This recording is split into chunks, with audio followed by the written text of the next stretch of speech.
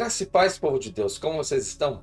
Aqui é o pastor Márcio Paulo e você está no seu portal bíblico e hoje nós vamos dar sequência ao nosso estudo para a classe de jovens, terceiro trimestre de 2021, onde estamos estudando um tema maravilhoso: vigilância, justiça e o culto a Deus. Um chamado para a igreja nos escritos dos profetas menores, lições comentadas pelo pastor Israel Thiago Trota. E esta é a nossa sexta reflexão, que será ministrada no próximo dia 8 de agosto de 2021. Eu quero deixar aqui o card com todas as lições anteriormente publicadas, bem organizadas em uma playlist, para que você apenas aperte o play e seja abençoado, edificado por tão preciosas lições. Eu quero fazer uma oração juntamente com você. Após esta oração, faremos todas as leituras que irão fundamentar a nossa reflexão a partir de agora. Aperte o cinto, feche seus olhos e venha comigo neste momento de oração. Senhor, a Ti clamamos e suplicamos pela pessoa bendita do Teu Espírito. Visite-nos agora, traga iluminação e que esta lição tão importante possa ser esclarecedora e transformadora em nossa vida. É o que nós te pedimos e o fazemos no nome santo de Jesus. Amém.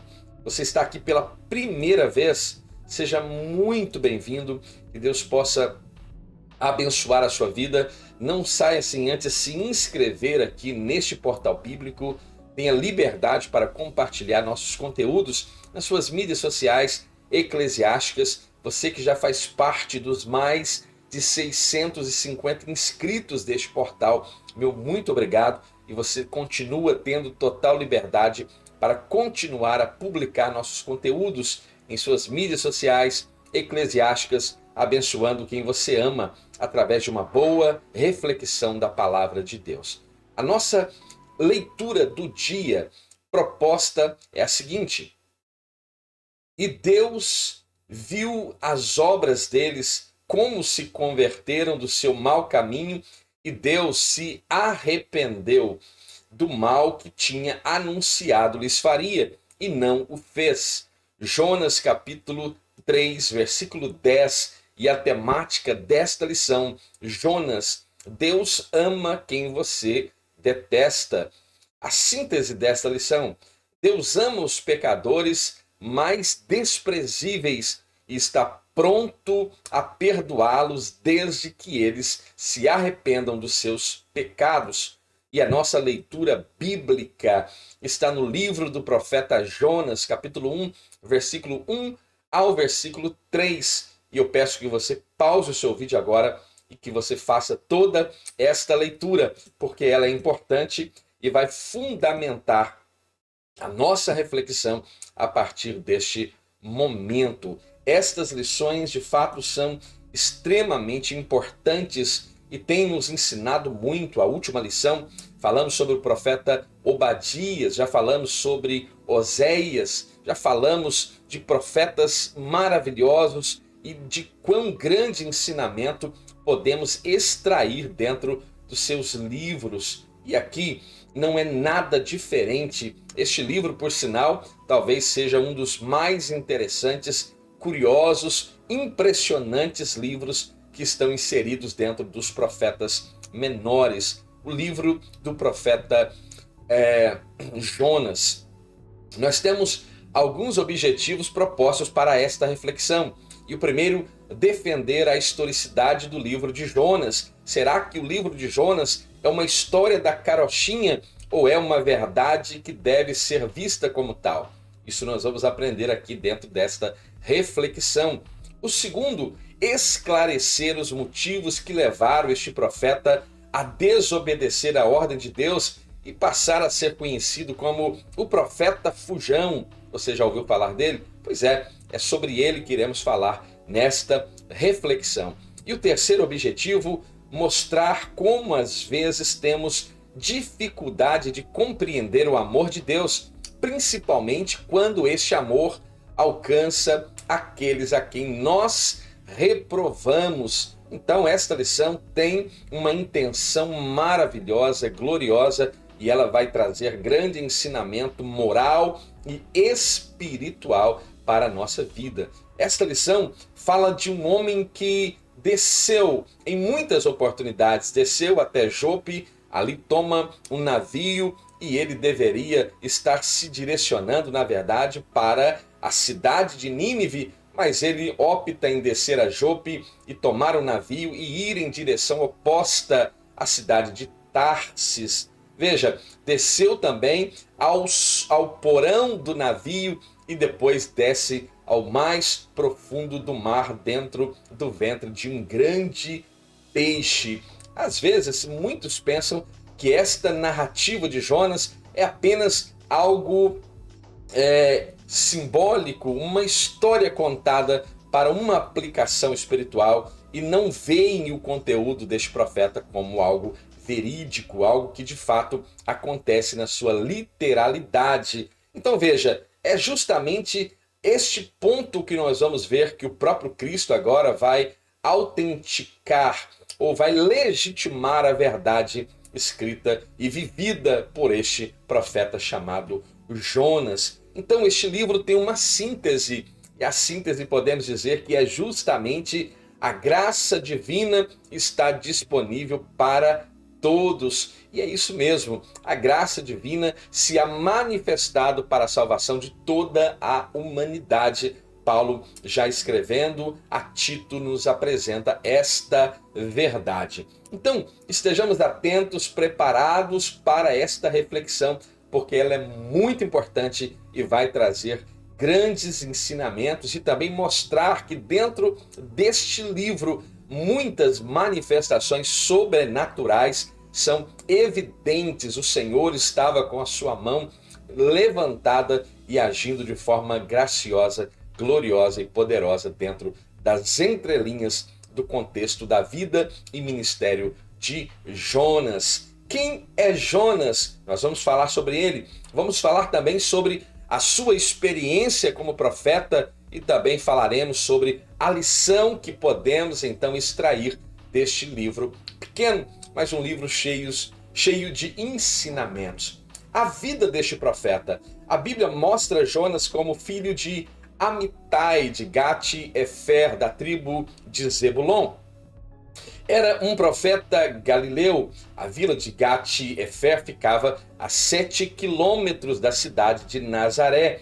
E essas informações nós encontramos dentro do próprio livro profético de Jonas, como também dentro do segundo livro dos Reis, capítulo 14, versículo 25. É justamente no contexto do livro dos Reis que ele vai agora ser limitado ou circunscreve o ministério do profeta Jonas em um período de tempo que pode ser identificado como o século VIII antes de Cristo, porque fora justamente o período em que Jeroboão, isso, não Jeroboão I, não façamos confusão, mas o Jeroboão II governa no Reino do Norte, o Reino de Israel. Ele então profetiza, ele é visto como um profeta no tempo de Jeroboão II e profetizando uma bênção para aquele reino, para aquele povo, e há uma expansão sendo profetizada, há uma prosperidade política sendo profetizada e há também triunfos de Jeroboão II sendo profetizados. Então veja que Deus desejava o bem de Israel, como esta é uma verdade que se aplica a mim e a você. Deus também deseja o meu bem, o seu bem, o nosso bem comum. Deus com certeza assim deseja. Então veja, talvez aquele caráter daquela prosperidade anunciada por Jonas é justamente o motivo que levou aquele povo a se distanciar de Deus. Até então, Jonas estava acostumado a entregar mensagens populares que eram boas aos ouvidos, que soam muito bem. Então veja, ele ficou tão preocupado com a sua reputação que ele agora teve dificuldade de cumprir talvez a maior missão que Deus havia delegado a este homem, a este profeta chamado justamente Jonas. Por quê? Porque é uma missão que Deus confia a este homem que iria agora colidir com os sentimentos nacionalistas e também com os sentimentos e as características daquele povo, daquele tempo, que estavam justamente firmados nos seus vínculos sociais e no contexto de Israel. Então, de modo semelhante, muitos jovens, e agora falo para a nossa geração, para o nosso tempo presente, muitos jovens estão preferindo desobedecer a Deus para justamente preservarem a sua reputação, né? E esta reputação que possuem diante da sociedade ou nos círculos de amizades onde esses estão inseridos. Veja, na vida cristã, a obediência está primeiro e está em primeiro plano e não a nossa reputação. Cristo foi reputado por aflito, como ferido, e na verdade estava nos curando através das suas pisaduras, como a palavra nos diz em Isaías capítulo 53. A reputação dos homens é falha, mas a obediência a Deus deve ser primazia em nossa vida diária, em nossa vida cristã. Não troque a aprovação de Deus pelas honras propostas pelos homens, como bem Pedro disse em Atos dos Apóstolos, capítulo 5, versículo 29. Porém, respondendo Pedro e os apóstolos disseram: mais importa obedecer a Deus do que aos homens. Um testemunho. O livro de Jonas, ao contrário dos demais profetas, né, é mais um relato histórico aqui, é quase que uma biografia também deste profeta, né, as características do seu ministério enquanto recebe uma ordem de Deus para ir à grande cidade de Nínive. E também encontramos então esta verdade, é mais um relato histórico do que uma profecia. O livro não é uma fábula, veja, isso é muito importante e talvez seja o ponto central que deve ser abordado em classe de escola bíblica. Veja, este livro não é uma fábula, não é um conto, não é uma história da carochinha. Jesus jamais faria menção de uma fábula para falar à sua geração, quando diz que aquela geração seria condenada pela geração dos ninivitas, e o sinal que eles pediam, o Senhor Jesus diz que seria justamente o sinal de Jonas, né? E o texto diz em Mateus capítulo 12, versículo 41, os ninivitas ressurgirão no juízo com esta geração e a condenarão. E por quê? Porque se arrependeram com a pregação de Jonas, e eis, aqui está quem é maior do que Jonas. Jesus está fazendo uso da história de Jonas para falar à sua geração, a geração do tempo de Jesus. Então o relato de Jonas, em hipótese alguma, pode ser visto e considerado como uma fábula ou até mesmo uma história de pescador. Não podemos ver a história de Jonas dessa forma. A narrativa de sua experiência é justamente base da mensagem que Deus oferece, e oferece não apenas à Assíria, mas também a Israel, como também por implicação a mim e a você.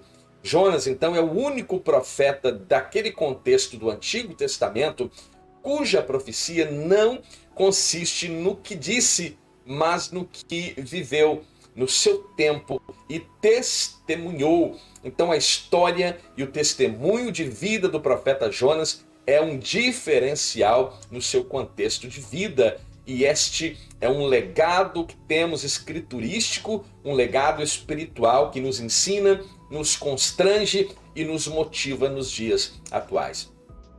Jonas é o próprio autor do livro que leva o seu nome. Ele se apresenta: e veio a palavra do Senhor a Jonas, filho de Amitai, dizendo, Jonas capítulo 1, versículo 1. Alguns chegam a duvidar, querem colocar em xeque essa característica, dizendo que não é uma autobiografia, porém era comum ao escritor naquele tempo, né, principalmente no contexto hebraico, relatar a sua própria história nesta forma como acontece no livro agora profético de Jonas. Então, não há dúvida sobre a autenticidade, não há dúvida sobre a canonicidade e não há dúvidas de que este livro não é uma narrativa de uma fábula, de um conto, de uma história de pescador. A historicidade do livro. Jonas é um livro profético do Antigo Testamento, mais questionado pelos teólogos liberais. Infelizmente, o debate em torno do livro de Jonas tem obscurecido a beleza que encontramos dentro das entrelinhas proféticas deste livro, né? E isso é muito importante e não pode ser ignorada. A beleza literária e o significado poético, teológico, profético também não pode ser ignorado.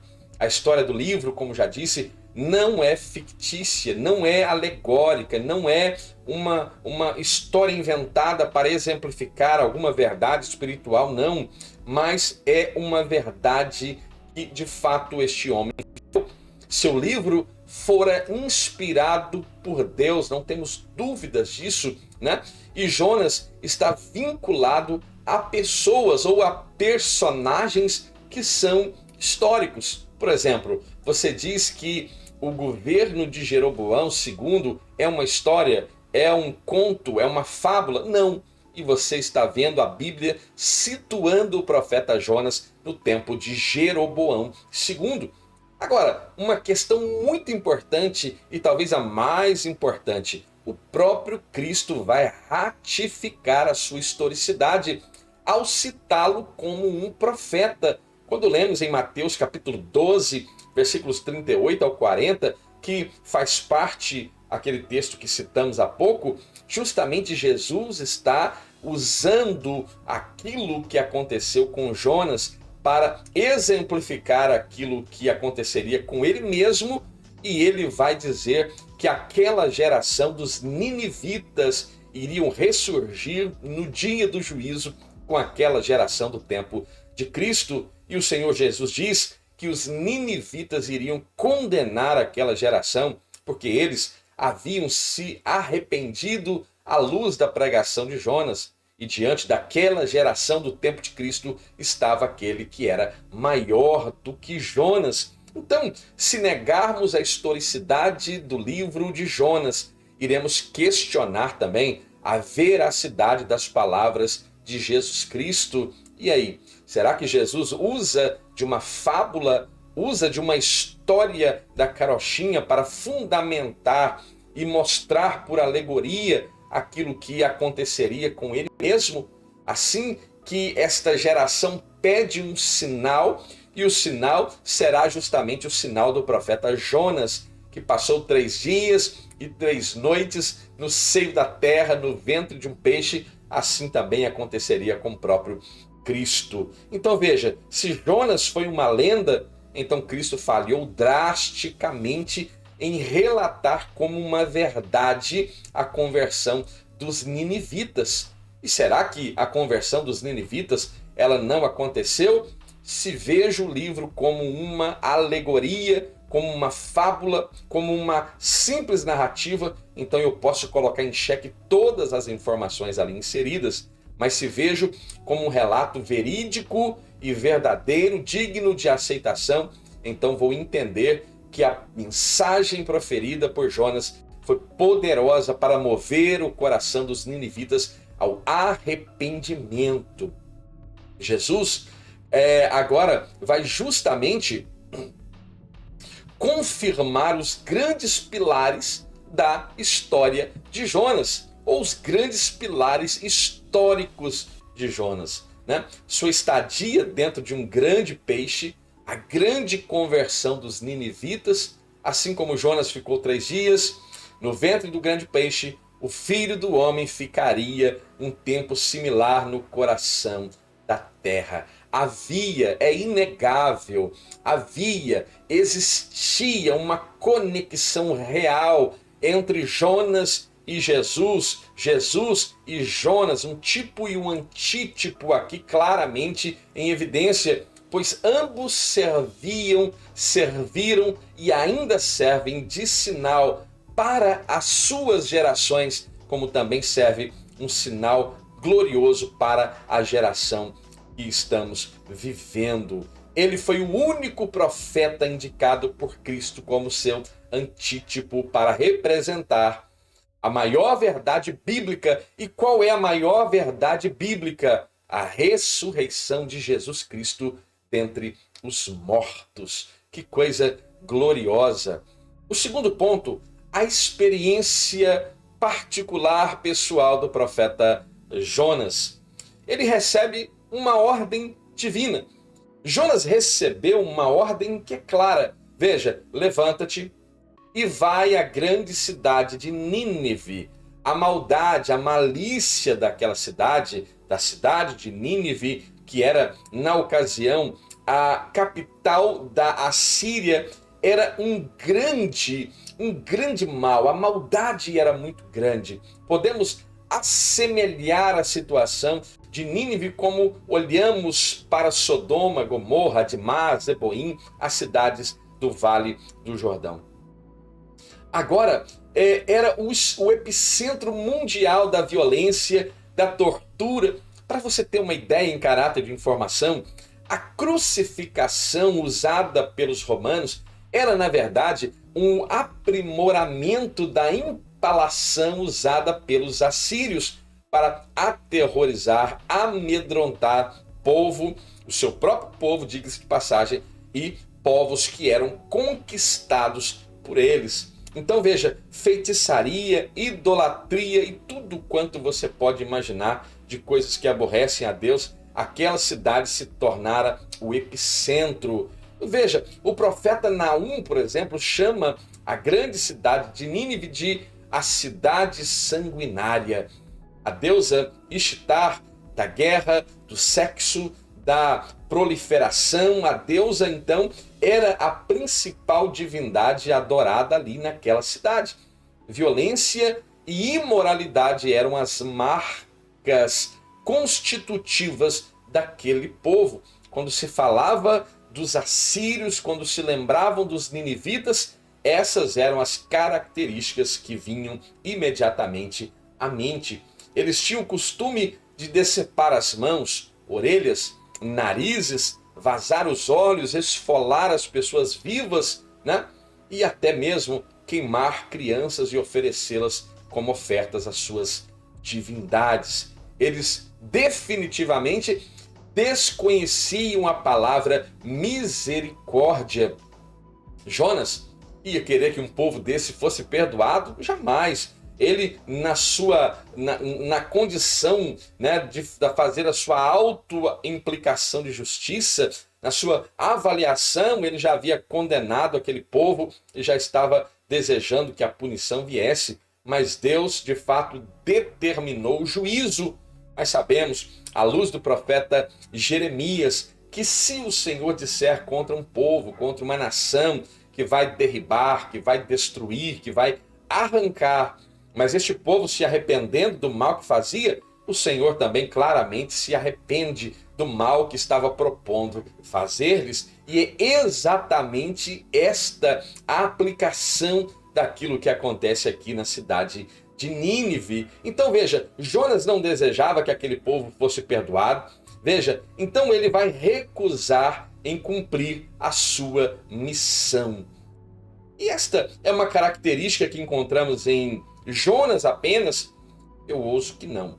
O nosso senso de justiça às vezes quer ser mais justo do que Deus. Às vezes queremos olhar para aquilo que Deus está fazendo e usamos o nosso parâmetro de justiça para olhar e pensar se aquilo está certo e errado. E às vezes, na nossa soberba, quase queremos repreender Deus, julgando que ele cometera algum erro. E a verdade é que Deus não falha, que Deus age segundo a sua vontade e ele faz aquilo que é justo, aquilo que é perfeito, aquilo que é agradável, porque assim é a sua vontade. Então nós somos hábeis em condenar pessoas por crimes, por atos vis. Todavia, até o criminoso mais cruel tem direito de experimentar o perdão e também tem direito de experimentar do amor de Deus. E esta é uma prova cabal. Quando Jesus estava lá naquele Gólgota, pessoas ímpias, pessoas que haviam praticado crimes terríveis, um à direita, outro à sua esquerda, mas um consegue entender aquilo que estava acontecendo, olhando para Cristo, não vê Cristo, mas vê uma porta se abrindo, e esta porta é a famosa porta da salvação que nós cantamos, que a porta da salvação, ela ainda aberta está, e aquele ladrão vê esta porta se abrindo e ele diz que o Senhor se compadecesse dele e que se lembrasse dele quando esse Senhor estivesse em seu paraíso. E Cristo imediatamente responde àquele ladrão dizendo que naquele mesmo dia, naquele momento estaria com o Senhor então na eternidade, no paraíso. Veja, é interessante dizer, a sanção imposta pelo crime praticado não foi perdoada. Você entende isso? A sanção daquele ladrão da cruz, ele foi removido de lá e tornou a viver a sua vida, foi pregar a palavra. Não. Ele morreu naquela cruz, mas ele experimentou aquilo que o Evangelho e aquilo que Cristo provê para mim e para você, que é salvação. Aquele que cometeu algum crime, aquele que está sancionado a cumprir uma sentença aqui, deve cumprir, deve pagar aquilo que deve à sociedade. Mas isso não implica, se esse indivíduo agora se submete à vontade de Cristo, isto não implica que ele não mereça ser salvo ou ser alvo do amor de Deus. Então, quando olhamos para a cruz, quando olhamos para Cristo, nós devemos também olhar para nós mesmos e fazer uma avaliação desse nosso senso crítico, desse nosso senso de justiça, e às vezes vamos chegar à conclusão de que em 99,9% nós estamos errados e devemos nos envergonhar por isso. Então veja, Deus ama até aquele que você detesta, tá? Aquele que você detesta pode ser, e Deus demonstra o seu amor por ele também, porque assim a palavra diz. Esta é uma palavra fiel. E qual é esta palavra fiel? Paulo poderia ter indagado o jovem pastor Timóteo, e Paulo continua dizendo que Cristo Jesus veio ao mundo para salvar os pecadores. E Paulo diz, dos quais eu sou o principal. E Paulo, escrevendo aos Romanos, ele diz que Deus prova o seu amor para conosco de que forma? Em que Cristo morreu por nós, mesmo sendo nós ainda pecadores. E aí? Será que esta verdade nos choca? Será que nós ficamos agora preocupados com alguns comportamentos que temos? Esta lição nos ensina e nos ensina de forma gloriosa. Agora, a sua fuga, você sabia que esse homem fugiu? Deus fala para ele, olha, vai para Nínive, rapaz, vai à grande cidade de Nínive e você vai entregar um recado meu lá. E ele, eu vou fazer o que lá em Nínive? Vou fazer o que lá em Nínive? E ele imediatamente, você pode ver nesse mapa que eu projeto, você pode dar um print na tela para você poder captar esta imagem, tá? Criei esta imagem de uma forma mais dinâmica, simples, para mostrar a realidade daquilo que aconteceu no tempo de Jonas, né? Você vê a ordem de Deus que ele fosse para Nínive. E aí você percebe que da região de Israel, de Jope, por exemplo, que é a cidade marítima onde ele vai entrar no barco, veja, nós temos a cidade de Nínive em direção oposta, em uma relação de 800 quilômetros. Não era uma viagem curta, breve, mas ele vai até Jope, entra no barco e ele vai navegar pelo mar Mediterrâneo em direção a Tarsis, que distava 3.500 quilômetros. Nós não sabemos quantos quilômetros ele vai navegar por este mar Mediterrâneo em direção a Tarsis, mas a intenção era chegar na cidade que agora é localizada em território europeu, no país chamado Espanha. Então este mapa mostra com propriedade e gravidade a intenção daquele homem. Deus manda que ele vá em uma direção e ele vai em direção oposta, antagônica. Tarsis, uma colônia de mineração no sudoeste da Espanha, era o lugar mais longe que uma embarcação naquele tempo poderia levá-lo. Então ele compra sua passagem, se esconde dentro daquele navio, mas veja, quem é que pode se esconder dos olhos do Deus Todo-Poderoso? Me fala, quem é que pode, né? Se subir aos céus, olha, lá está ele. Se eu mergulhar até o mais profundo do mar, olha, ele lá também está. Se eu tomar as asas da alva e habitar no mais extremo do mar, até ali a tua mão me guia, a tua destra vai me suster. Veja, é impossível passar desapercebido diante daquele que tem os seus olhos como chamas de fogo. Então o Todo-Poderoso vai ficar de braço cruzado vendo o homem que ele levantou, o homem que ele dotou de habilidades espirituais, fugindo da sua presença? Com certeza não. E o Senhor vai intervir na história, enviando agora uma grande tempestade naquele mar. Um grande vento começa a sacudir aquele barco de um lado para o outro. Uma grande tempestade está trazendo pavor, medo, porque aquele navio estava a ponto de se romper e de se quebrar. Os marinheiros estão preocupados lá em cima, jogando suas cargas no mar para tentar aliviar o peso do navio. E lá estava Jonas dormindo indolentemente no porão daquele navio. Ora, a condição do homem que está fugindo da parte de Deus, do chamado de Deus, é o sono indolente, o sono da vergonha. Alguém que deveria estar sendo punido e agora receberá a sua repreensão de forma justa e imediata da parte de Deus. Aquele sono não era apenas um sono físico, aquele sono era um sono espiritual. Era o sono do negligente, era o sono do preguiçoso, era o sono do medroso, né, que deveria ter ouvido a ordem de Deus e ter ido encarar os ninivitas, sim, mas ele temeu, conhecendo a história, conhecendo a fama dos assírios, dos ninivitas, e ele disse: para lá é que eu não vou, deixa eu curtir as praias da Espanha, que eu vou ter muito mais lucro. E não era esse o propósito de Deus. Então, aqueles marinheiros tiveram um tino, entenderam que aquilo não era natural e que aquilo poderia ter uma causa espiritual. Isso é muito interessante. Os homens aparentemente ímpios que estavam dentro daquela embarcação tiveram um entendimento que Jonas não tinha, e eles entenderam que aquilo era algo muito grave, severo, talvez nunca tinham vivido uma experiência como aquela, e entenderam: não, isso é antinatural e a causa ela é espiritual, e vão lançar sorte, um meio muito comum usado naquele tempo, uma prática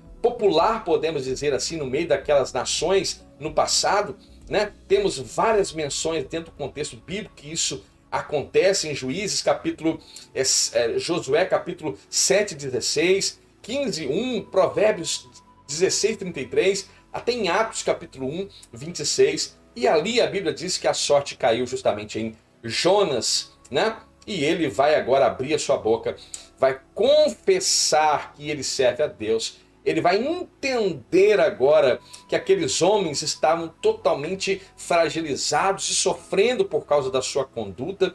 Vai entender então e ele vai confessar. E ele lhes disse: eu sou hebreu, temo ao Senhor, o Deus do céu, que fez o mar e também a terra seca. Então esses homens se encheram de grande temor e disseram: por que fizeste tu isto? Pois sabiam os homens que fugia da presença do Senhor, porque ele lhe tinha declarado, ou seja, ele declarou: estou aqui em fuga, estou aqui em uma rota contrária à rota prescrita e estabelecida por Deus. E disseram-lhe: que te faremos nós para que o mar se nos acalme? Porque o mar ia se tornando cada vez mais bravio, tempestuoso. Veja, e ele lhes disse, Jonas então diz: levantai-me e lançai-me no mar, e o mar se vos aquietará, porque eu sei que por minha causa lhe sobreveio grande tempestade. Ele entendeu que ele era a razão de toda aquela problemática. E ele entendeu que o caminho para privar aqueles que estão sofrendo sem merecimento é que ele seja extraído daquele meio. E às vezes nós precisamos entender esta verdade. Às vezes existem pessoas que são causa de problemas de gravidade e devem ser removidas para um tratamento para que o corpo volte a crescer e esteja sadio. É o conselho de Paulo aos Coríntios que agissem com disciplina em um determinado personagem que estava tendo uma conduta pecaminosa e ele deveria ser tirado do meio, tirado da comunhão para que pudesse ser tratado e logo então tratado, restabelecido, era a vontade do apóstolo dos gentios. Mas às vezes continuamos com pessoas que têm trazido problemas e não querem fazer mudança em suas vidas e nós também começamos a participar dos problemas e nós temos que ter esta visão espiritual para remover e tratar aqueles que estão trazendo problemas, porque a igreja não cresce no meio de problemas, a igreja cresce como um corpo sólido, funcional, espiritual, de forma sadia. A igreja precisa crescer. O livro, por exemplo, de Jonas nos ensina uma verdade que nós já sabemos, que obedecer a Deus é muito melhor do que desafiá-lo. Você quer desafiar Deus? Olha, o meu conselho é que você não faça isso, tá? Não faça isso em hipótese alguma. Obedecer a Deus é muito melhor que desafiá-lo. Quando nós lemos, por exemplo, no primeiro livro de Samuel, capítulo 15, versículo 22, a palavra do profeta Samuel a Saul é: eis que o obedecer Saul é melhor do que o sacrificar, e o atender melhor é do que a gordura de carneiros. Não, eu vou sacrificar a Deus, eu vou oferecer ribeiros de azeite de sacrifício. Não, se você estiver desobedecendo a Deus, nada disso tem valor, nada disso tem sentido. Não perca seu tempo sacrificando como um tolo. Deus requer que sejamos obedientes à sua palavra. É isso que ele requer de nós. Existem pessoas por aí desafiando Deus à torto e à direito. Caminham no meio da sua rebeldia, da sua obstinação. Agora, o conselho é caminhar na contramão da vontade de Deus. É caminhar em direção ao abismo. É dentro de uma carreta carregada, descendo morro a pique sem freio. Este é o resultado. Sabemos qual é o resultado de uma situação dessa. E é o resultado daqueles que caminham deliberadamente em oposição à vontade de Deus. É melhor fazer a vontade de Deus. Paulo aos Romanos, capítulo 12, versículo 2, ele diz: não sede conformados com este mundo, mas transforme-o pela renovação do vosso entendimento, para que você possa experimentar qual seja a boa, agradável e perfeita vontade de Deus. Agora, será que este profeta se arrepende? Ora, o arrependimento deste profeta. Ao ser lançado no mar, Deus vai enviar um grande peixe para engolir Jonas. E todo mundo fala, isso é uma história da carochinha, não é possível. E há relatos de algumas pessoas que foram de fato engolidas também por baleias cachalotes.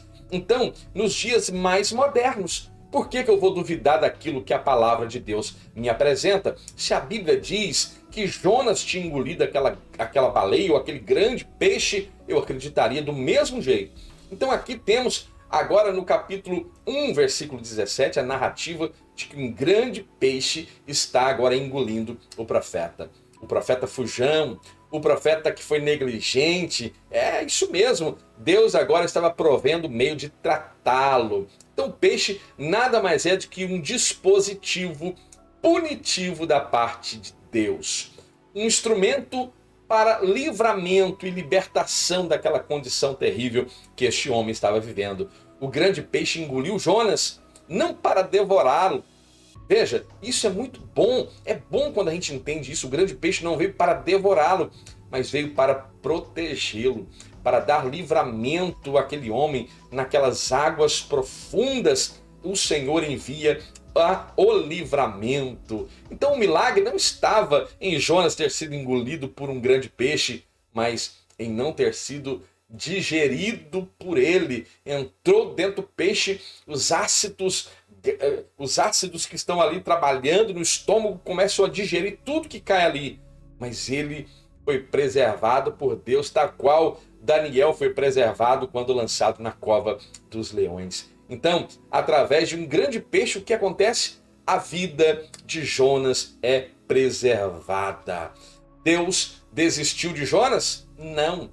Deus poderia deixá-lo afundar naquele mar e a história deste homem acabar naquele momento? Sim. Mas Deus permitiu que isso acontecesse? Não.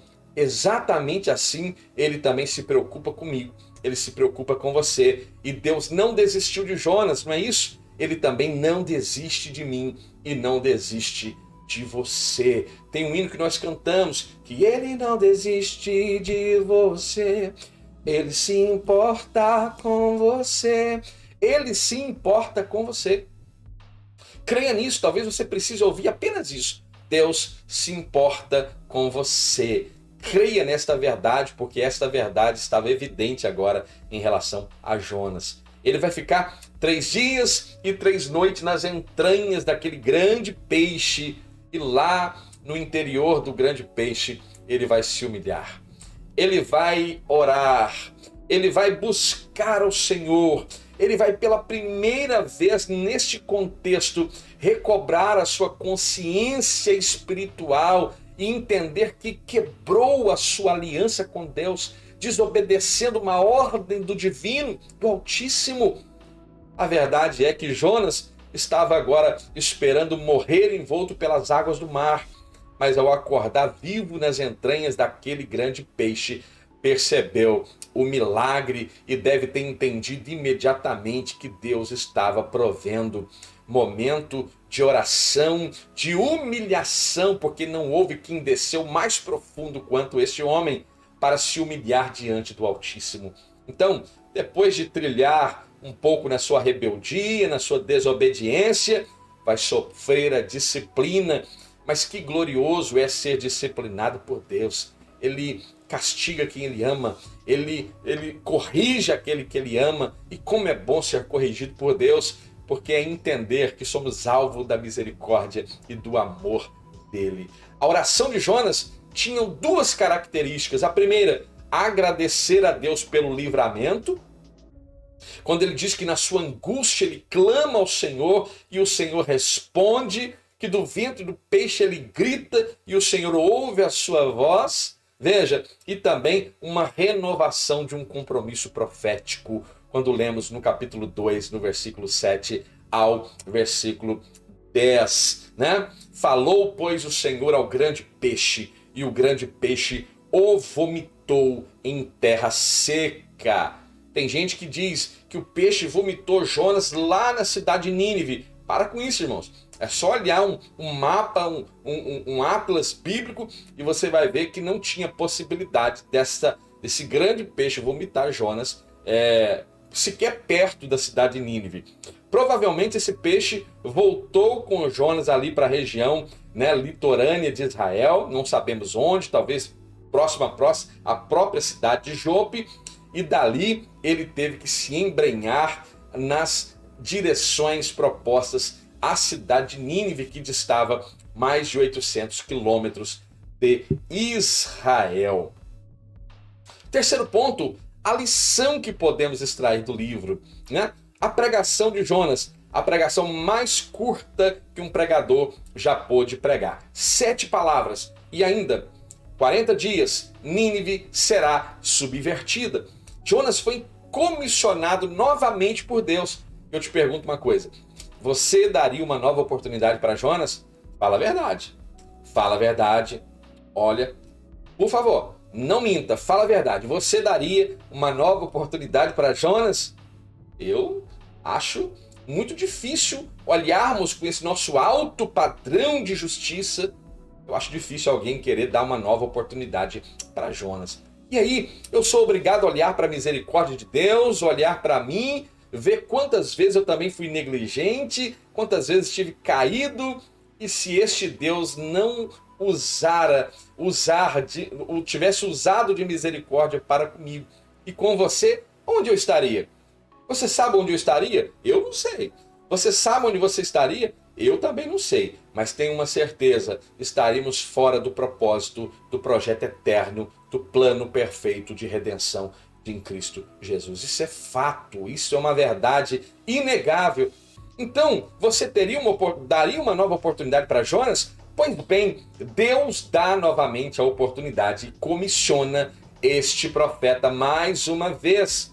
Então, vai vomitá-lo no litoral palestino, no território de Israel, e ele vai ter que se dirigir até a cidade de Nínive, vai ter que colocar a cabeça no sol, vai ter que peregrinar ainda alguns dias para chegar ao território assírio, a cidade de Nínive, e ali pregar aquela mensagem catastrófica, uma mensagem de juízo, de calamidade, de juízo da parte de Deus. O profeta anunciou: ainda 40 dias e Nínive será subvertida.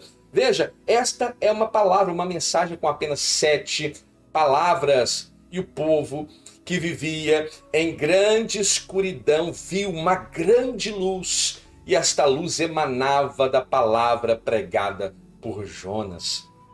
Imagine uma cidade grande, uma cidade cosmopolita, uma cidade que tinha uma grande relevância no seu tempo, e aquele profeta andando pelas ruas de Nínive com esta palavra de juízo.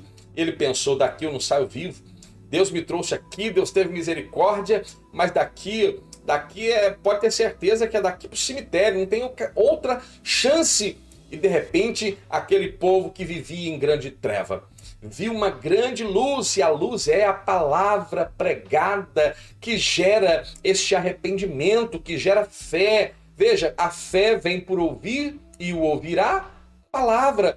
Nós cantamos, nós fazemos coro, salmodiamos, mas a fé vem por ouvir a palavra viva, eficaz, que é mais penetrante que qualquer espada de 2 gumes, e vai e penetra até a divisão da alma, do espírito, das juntas, das medulas, e é apta para discernir as intenções do nosso coração.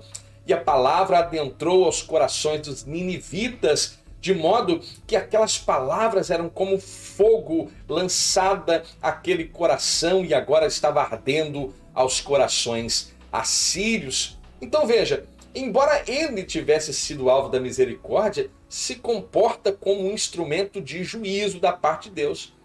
Mas os ninivitas, que coisa maravilhosa!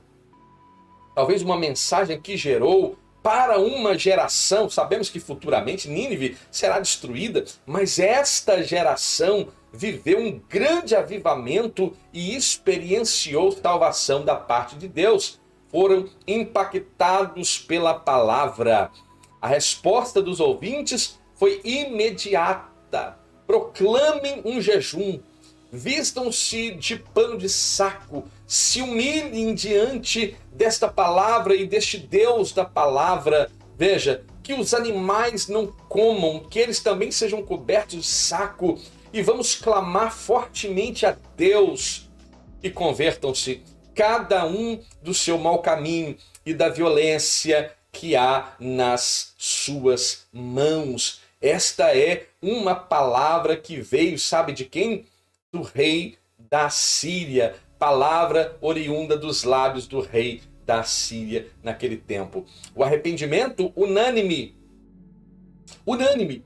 Eles não justificaram erros, não ficaram ali clamando de forma muito aberta a respeito de perdão, mas tiveram um arrependimento genuíno e começaram a mudar seus comportamentos diante do Deus que poderia mover a sanção liberada e imposta pelo próprio Deus através da boca do profeta Jonas. Então, o arrependimento sincero é algo maravilhoso, é algo precioso, e é um ato de graça que Deus nos concede. E esta atitude, então, tem o poder de mudar completamente. O arrependimento genuíno tem poder para mudar completamente o nosso destino. Estávamos selados para a morte, fomos concebidos em pecado nos gera a nossa mãe. Mas veja, através do nosso arrependimento, através da nossa profissão de fé em Cristo Jesus, agora não caminhamos mais para a morte, mas caminhamos para a vida eterna. O arrependimento é uma via de restauração espiritual, não tenha dúvida disso. Veja, o Senhor diz que assim haverá alegria no céu por um pecador que se arrepende, mais do que por 99 justos que não necessitam de arrependimento. Veja, diante de um Zaqueu arrependido, Jesus disse que agora havia vindo salvação àquela casa. Veja, este comportamento, o arrependimento, muda a estrutura do homem. Agora este profeta ficou totalmente descontente, né? Porque o arrependimento dos ninivitas não agradou Jonas, ele ficou todo ressentido, né? Extremamente desapontado, ficou totalmente desagradou a conduta daquele povo e ele vai ficar irado. A Bíblia diz que ele se ira e no auge da sua angústia revelou as causas que o levaram a fugir da presença do Senhor e fugir da sua missão proposta anteriormente. Ele temia justamente pela misericórdia de Deus. Ele sabia que Deus, né, à luz do arrependimento dos assírios, Deus mudaria a sanção imposta, porque sabe o que Deus é? Ele é misericordioso, perdoou as nossas iniquidades e não os destruiu, antes muitas vezes desviou deles o seu furor e não despertou-os toda a sua ira. Salmo 78, verso 38. Então, sabia que Deus, em sua piedade, poderia se sensibilizar como se sensibilizou, né, com o arrependimento dos ninivitas e removeria o juízo. E é exatamente isso que Deus faz. Torna-se a piedade em nós, subjuga as nossas iniquidades e os nossos pecados lança no mais profundo do mar. Miqueias capítulo 7, versículo 19. O desejo de Deus não é punir. Quem acha que Deus está lá no céu com uma espada desembainhada querendo punir a torta e direita está equivocado com essa imagem de Deus. Não, está equivocado. Deus não deseja punir ninguém. Deus não tem prazer quando o ímpio morre. Quando o ímpio morre na prática do pecado. Não, pelo contrário, ele quer que se arrependa, né? Ele não retarda a sua promessa, ainda que alguns a tenham por tardia, mas é longânimo justamente para conosco, não querendo que alguns se percam, senão que todos venham a arrepender-se. Esta é a vontade de Deus. Segunda Epístola de Pedro, capítulo 3, versículo 9. Agora, frustrado, Jonas desejou até mesmo a morte. Olha o desejo do homem que havia recebido uma grande libertação, um grande livramento e que foi instrumento de Deus para a salvação dos ninivitas. Agora está ali desejando a morte, porque por certo queria ficar assistindo o juízo e a queda da grande cidade. Então veja, nesse ínterim ele vai receber a lição da aboboreira. A lição da aboboreira é muito interessante, né? Deus lhe mostrou que ele tinha compaixão de uma planta, porque a aboboreira agora cresce, produz as suas folhas e aquele sol escaldante castigando Jonas e ele debaixo daquela aboboreira, confortável na sua sombra, quando de repente Deus vai mandar o vermezinho para comer, matar aquela planta e o sol vai vir e vai castigar e ele não tem como agora cobrir a sua cabeça e ele está totalmente exposto. Então ele vai lamentar pela aboboreira e Deus vai dizer, mas não se compadecia então daqueles que iriam morrer, né? Ele teve compaixão de uma árvore, de uma planta que é semeada hoje, amanhã está seca, mas não se compadecia do povo todo que iria morrer. Então Deus vai confrontar e expor a sua incoerência. E quantas vezes nós também somos incoerentes no nosso modo de viver, na nossa cosmovisão, na nossa forma de lidar, nos nossos relacionamentos particulares, interpessoais. Veja, nós somos incoerentes em muitas ocasiões, mas é porque ninguém teve coragem de chegar e dizer, olha, você tem sido incoerente, e Deus expõe esta incoerência de Jonas, como também de forma agora indireta, busca também expor as nossas incoerências, né? E agora a misericórdia divina que nós experimentamos também deve ser compartilhada. Na oração do Pai Nosso, Jesus diz: perdoa as nossas dívidas, como também perdoamos aqueles que nos devem, os nossos devedores. Então, aquilo que recebemos, devemos imediatamente agora também conceder. Isso é algo glorioso. Então, Deus ama quem você detesta. O ponto central, a questão principal era que Jonas abominava os ninivitas, era uma questão cultural. O povo de Israel já olhava os ninivitas, os assírios, com outros olhos. Ele desejava no seu íntimo que eles fossem condenados, né? E Deus vai justamente frustrar aquilo que a mente de Jonas julgava que era o ideal e o correto. E a mensagem que seria a última instância de Deus era fazê-los ouvir aquela mensagem. Ela surtiu efeito e a pregação gera o arrependimento, e o arrependimento gera a mudança, e a mudança remove a sanção, remove o decreto. Que coisa gloriosa, né? Ele era preconceituoso. Jó demonstra o seu preconceito em relação aos assírios por causa de uma visão nacionalista, uma visão centrada ali no seu contexto, na sua caixa, no seu mundo. E o Senhor mostra que ele deveria abrir o leque e entender que todas as nações, de fato, estão agora patentes aos olhos de Deus. E o Senhor ama e o Senhor deseja salvar a todos. E é por esta razão que Cristo foi enviado. Amou o mundo de tal maneira que deu o seu Filho unigênito, para que todo aquele que nele cresça não pereça, mas tenha vida eterna. Então, não seja como Jonas. Primeiro, não fuja. Não seja negligente, obedeça. E quando obedecer, vê o fruto da sua pregação. Não queira que esta pregação não tenha surtido efeito, que ela possa surtir o efeito designado, que a palavra diz que não torna vazia a palavra de Deus. Esta lição é maravilhosa. Esse livro termina apresentando o imensurável amor de Deus pelas pessoas, independente da sua nacionalidade. Nenhum livro do Antigo Testamento ensinou de maneira tão clara, tão visível e categórica a misericórdia divina a outras nações. Jonas aprendeu a lição, será? A resposta, eu acho que aprendeu sim. Aprendeu com certeza, até porque vai registrar a sua história, as suas grosserias pessoais para com Deus, paralelamente à perfeição divina. Indica o desejo de exortar a mim e a você, como também ele desejou exortar os seus compatriotas para que não cometessem os mesmos erros praticados por eles. Então nós temos a oportunidade de não praticar os erros cometidos por Jonas. Aprendemos a lição? Eu creio que sim. E eu agradeço você que está aqui comigo até agora. Que Deus abençoe a sua vida, nos ajude a chegar nos países de fala portuguesa. Não saia sem antes se inscrever neste portal. Deixe seu like, seu comentário, e eu rogo ao Senhor que abençoe a sua vida, sua casa, sua família, e que essa lição possa ser aplicada de forma mais direta ao seu coração. Aqui humildemente peço, eu faço isso no nome santo de Jesus.